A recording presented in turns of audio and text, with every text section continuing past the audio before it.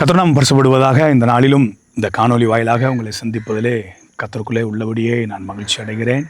தேவன் பாராட்டின தயவுகளை நினைத்து மனதார கர்த்தரை துதிக்கிறேன், ஸ்தோத்திரம் பண்ணுகிறேன். இந்த காணொலி ஊழியங்கள் ஆரம்பிப்பதற்கு முன்பாக நான் அநேக நேரங்களில் மறுத்தேன்.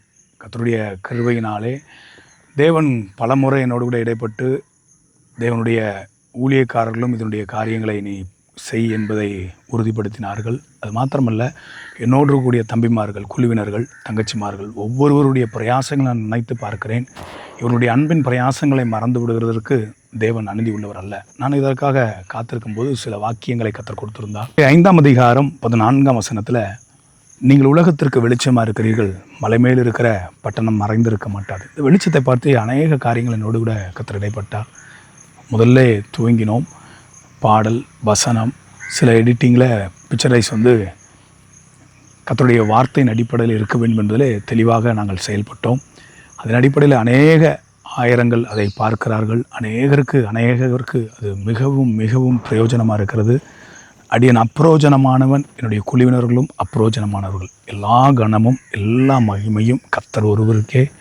எங்களுக்கல்ல கர்த்தாவே, எங்களுக்கல்ல, உமது நாமத்திற்கு மகிமை பரப்பணும் என்ற அந்த வேத வார்த்தையின்படி கர்த்தருடைய நாமம் மாத்திரம் இதில் மகிமைப்படுவதற்காக நாங்கள் செயல்படுகிறோம். கர்த்தர் மகிமை அடைவாராக.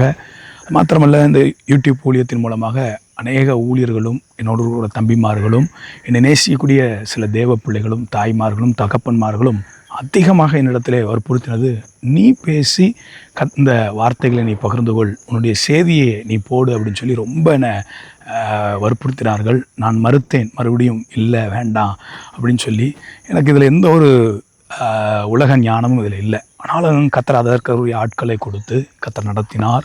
இன்றைக்கு இதனுடைய எல்லா எக்யூப்மெண்ட்ஸ், எல்லா தேவைகளையும் கர்த்தர் கொடுத்தது எல்லாம் கர்த்தருடைய சுத்த கிருபை கிருபை கிருபை கிருபை. கர்த்தருக்கே மகிமை உண்டாகட்டும். அடியன் அப்பிரோஜனமானவன், உண்மை உள்ளவர்கள் என்று எண்ணி இந்த கனமான ஊழியத்தை கர்த்தர் கையில் கொடுத்திருக்கிறார். தொடர்ந்து கர்த்தருடைய வார்த்தையை நீங்கள் கேட்பீர்கள். தொடர்ந்து கர்த்தருடைய வார்த்தைக்கு நேராக கர்த்தர் உங்களை திருப்புவதற்கு கர்த்தர் போதுமானவராக இருக்கிறார். இந்த நாளிலும் நான் உங்களை மனதார வாழ்த்துகிறேன். இந்த யூடியூப் சேனலை அநேகர் சப்ஸ்கிரைப் பண்ணியிருக்கிறீங்க.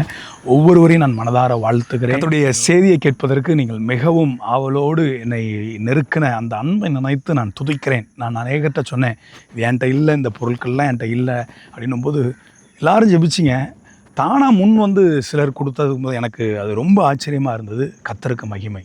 கர்த்தர் மகிமை அடைவாராக. கர்த்தர் தாமே உங்களை ஆசீர்வதிப்பாராக. கர்த்தருடைய நாமத்திற்கு மகிமை உண்டாகட்டும். ஆமேன்.